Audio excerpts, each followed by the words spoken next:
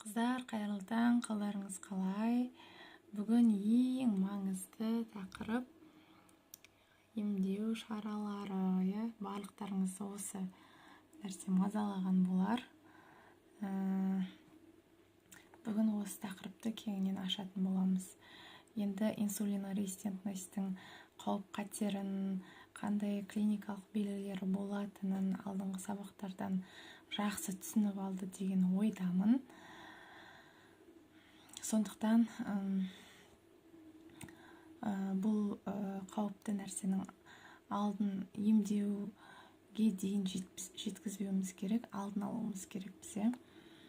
Енді қазір осы халықаралық диабет федерациясының мәлімдеуінше 2040 жылы шамамен әрбір 10-шы адам қант диабетімен ауырады деген болжам бар.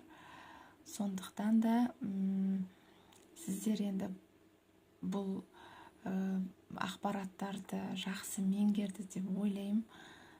Ондай ауыр ауруларға бұл тақырыптан кейін, бұл марафоннан кейін сіздер жол бермейді деген ойдамын. Әрине, естеріңізден шығармайтындай жақсылап сақтап, оны әрекетте, яғни амалдармен көрсетіңіздер. Алған білімнен пайда жоқ, егер ол жүзеге аспаса. Сондықтан сіздерге жай инсулинорезистентность туралы бірден айтып кетсем, ол жаңағы түсініксіз болып кетуші ме еді. Сондықтан мен сіздерге күнделікті жайдан ақпаратты беріп отырдым. Енді сіздер үлкен нәтиже шығарады деп ойлаймын. Және таныстарыңызға, туыстарыңызға бұл ақпараттарды түсіндіре алатындай сіздерде информация бар деп ойлаймын. Сондықтан қыздар, бүгін осы емдеу шараларына келейік. Ең бірінші бұл психосоматика, яғни біз психологически дайын болмасақ, бұл қанттан арылуды көріп отырсыздар. Ол наркотик сияқты, өзінің қалауын алмайынша біздің ағзамыз жай таппайды.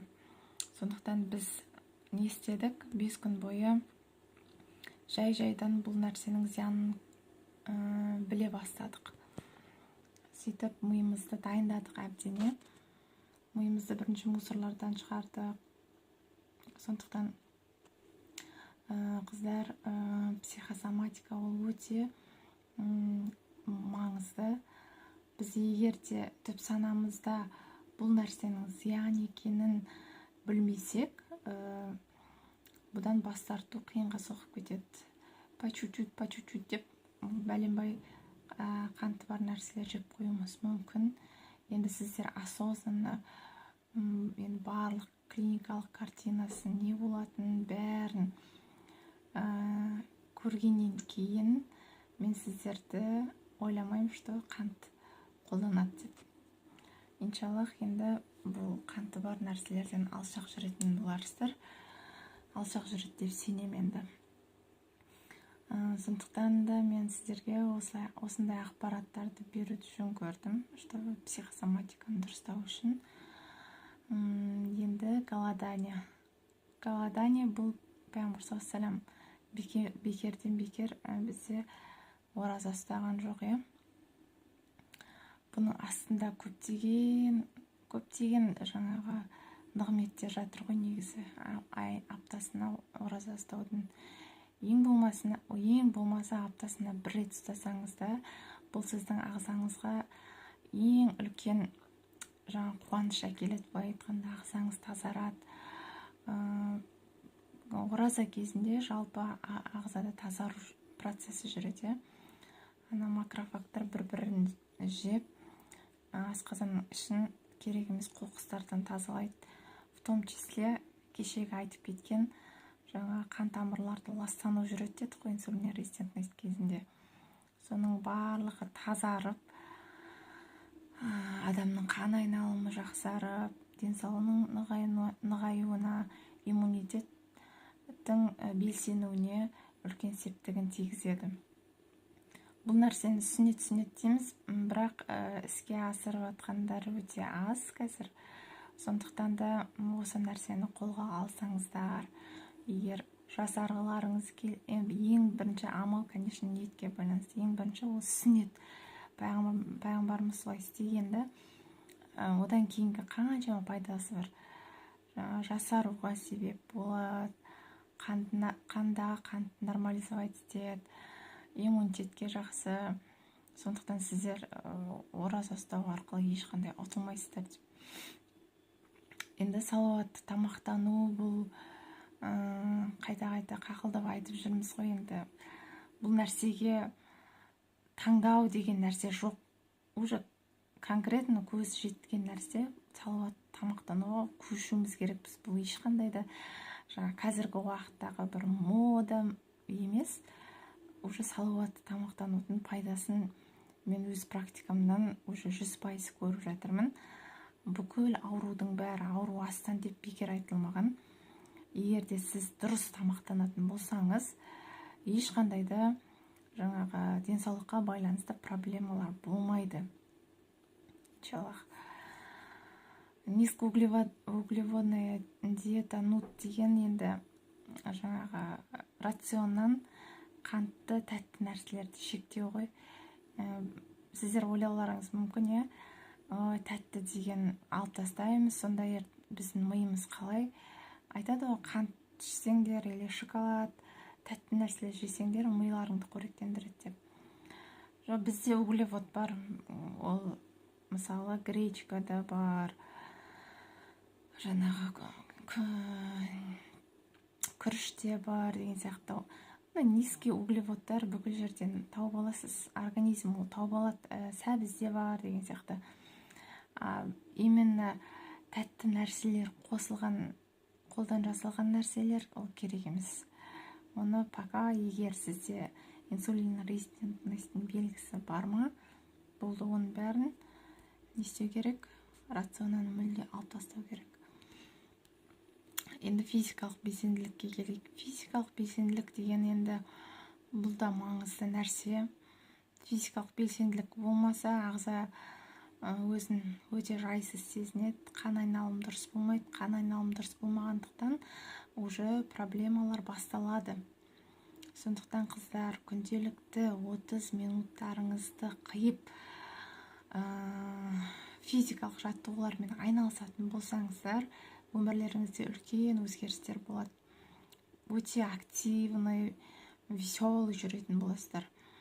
Ең басында мен сіздерді күнделікті таңертең дайындап келе жатырмын ғой.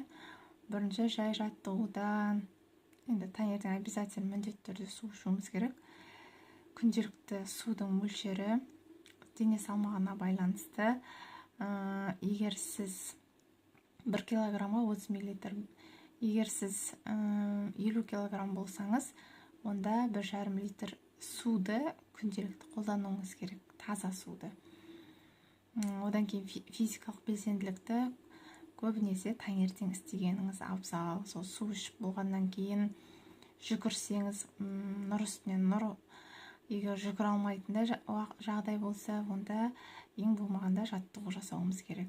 Приседание ол жүрек қан тамырлар жүйесіне өте күшті көмектесетін жаттығу. Ең болмаса приседаниеден бастаңыздар. Күніне 20-дан бастап 30-40-50 подходтармен жасасаңыздар вообще күшті болады. Сөйтіп біз қан тамырларымызды кеңейтіп, одағы керек емес шлактардан тазартып, белсенді жүреміз. Содан кейін таңғы асты өте құнарлы тамақ ішсеңіз, организм сізге рахмет айтатын болады. Және өз жасыңыздан әлдеқайда жас көрінетін боласыз, иншалла. Енді қосымша нутриенттер, енді бұлар сіз тағы болмайды. Қазіргі уақытта бүкіл экология уақыты ғой. Барлық нәрседе бізде қажетті жағдайда нутриенттер жетіспейді. Топырақта, суда, ауамыз лас. Сондықтан қосымша нутриенттер ағзаға керек. Біз қаншама құнарлы тамақ жедік десек те, все равно бұрынғыдай емес біздің тағамдардың құнарлығы. Сондықтан да жағдай барынша қосымша нутриенттер қолдансаңыз, иншаллах, бәрі жақсы болады деп ойлаймын. Енді инсулинорезистентный сахарный диабет кезінде ең нехватка осы хром болып табылады. Енді назарларыңызға осы салауатты тамақтануды неғұрлым кеш бастасаңыз, соғұрлым уақытыңызды құртып аласыз. Кейбіреулер ойлап жүреді, әлде инстаграмнан біреуден көріп, маған да бастау керек еді, қашан бастаймын? Әйтеуір бастау керек. Біреулер ойлайды, ақша болғанда бастаймын деп. Жоқ, ақша деген ол проблема емес. Проблема сіздің басыңызда. Егер сізде настройка дұрыс болса, миыңызда, все шешсең, осы пайдасын көріп тұрсыз ғой. Міне мен сіздерге бәрін по полочкам айтып бердім ғой, не үшін бүйту керек, не үшін сөйту керек. Сондықтан білдіңіз ба, салауатты тамақтану туралы информация бар ма? Сізде басқа вариант жоқ, болды, сіз қабылдауыңыз керексіз. Өйткені денсаулық ол өте маңызды. Қазіргі уақытта бір сол қанша дейсіз, шамалақ ақшаны қымбатырақ тамақтанатын болсаңыз, Алла қаласа, одан кейінгі уақытта сіз өте деніңізді өте энергично жүретін боласыз, иншалла. Сондықтан скупой платит дважды дейді ғой, қазіргі уақытта өзіңіздің денсаулығыңызға таршылық жасамай, ақшадан аямай, ақша жұмсасаңыз, алдағы уақытта сіз оның нәтижесін көретін боласыз, міндетті түрде. Жасушалар өз құрылысын бұзады, біз дұрыс емес тамақтансақ, оның нәтижесінде макро-микро нутриенттердің барлығы көп керек болады. Қайтадан солардың орнын толтыру үшін одан да көп ақша төлейтін боласыз. Одан да қазіргі уақытта сол нәрсені бастап, сол нәрсені әдетке айналдырып, кейін ол ақшаңызды саяхаттарға, білім алуға жұмсасаңыз қандай күшті. Әрине сіз үлкен уақыт жоғалтасыз, уже оның орнын толтыра алмайсыз еш нәрсемен. Енді сол айтып атқан қанттың зиян туралы айтып атыр қой. Мына суретте де соның бір көрінісі.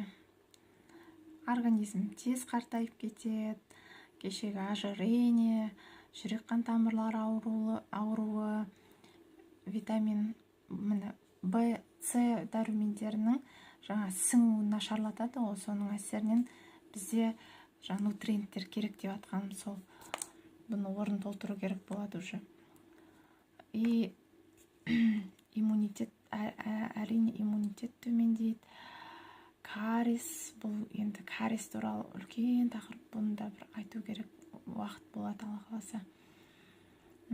Кариесті құртсақ уже қаншама болды ақша, атеросклероз и организмнен кальцийді шығарып жібереді. Бұл жерде де үлкен қиын жағдайлар пайда болады. Енді сіздер қыздарға осы нәрсе керек па? Осыншама проблема сіздерге керек па? Сондықтан бір сөзбен айтқанда, бұл қантты бірақ нәрсе ғой шектейтін, тәтті деген нәрселерді шектеп тастаймыз. Сондықтан осыншама проблемаларға жолықпас үшін жай ғана рацион дұрыстаймыз, оны проблема деп қабылдаудың қажеті жоқ. Міне сіздің ағзаңыз қантты қойсаңыз қандай күшті рахмет айтатын болады. Салмағыңыз дұрысталады, действительно энергично бодро жүресіздер. Мен бұған сіздерге гарантия берем, өзім тәжірибемнен бар. И сіздерге күшті бір не айтайын ба? Лайфхак. Кәдімгідей тамақтардың барлығының тәмі өзгеріп кетеді. бүкіл тамақ бір дәмді сияқты сезіледі. Егер сіз қант күнде қолданатын болсаңыз, онда ол тамақтардың дәмін соншама күшті сезе алмайсыздар, потому что рецепторлардың бәрі уже өліп қалғанда, бір сөзбен айтқанда. Егер қантты қойсаңыз, сіздің рецепторларыңыз қайтадан восстановление болады, уже сіз тамақтардың дәмін бұрынғыдан басқаша сезетін боласыз.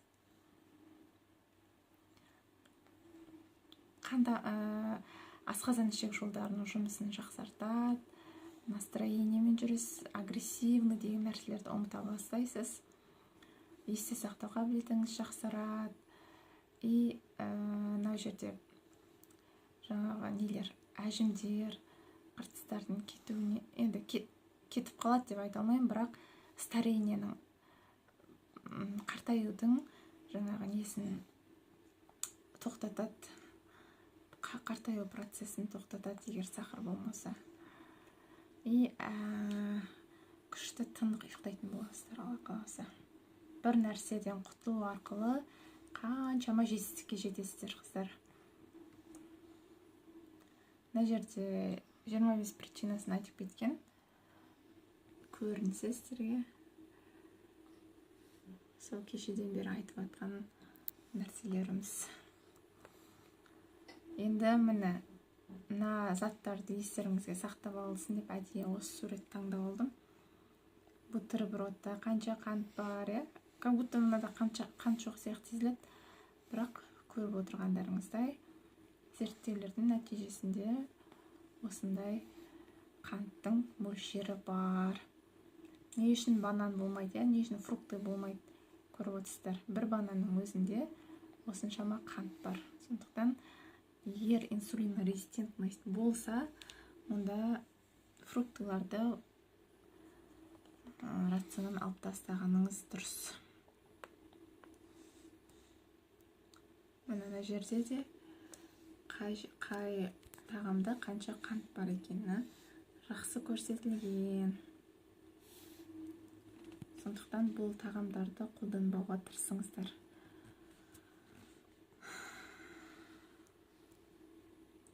Енді қантты алмастыратын, сонда біз өмір бақи қант жемейміз ба деп ойлайтын шығарсыздар. Мына табиғи өнім қантты алмастыратын стевия деген өсімдік бар.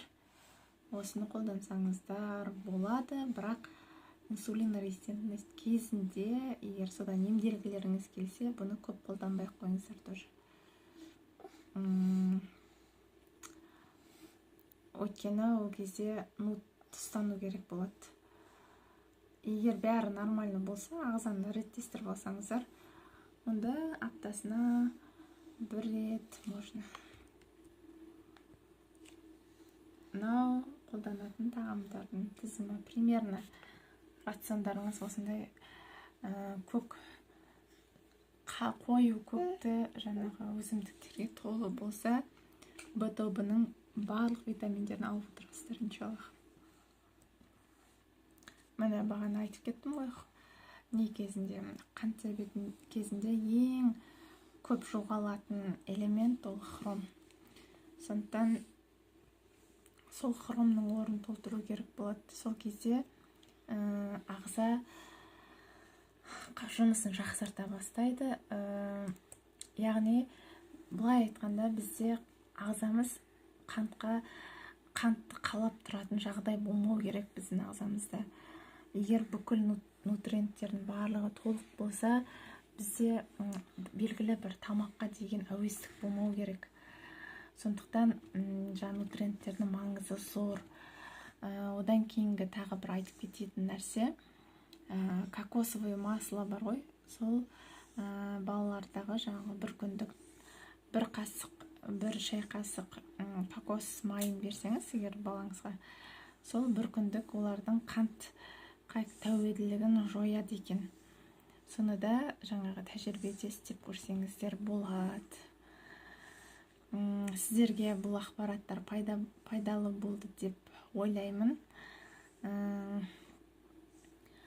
Түсінбеген сұрақтарыңыз болса, талқы тобында сұраңыздар. Осымен қант туралы жаңағы ақпаратым аяқталды. назар аударып тыңдағандарыңызға рахмет.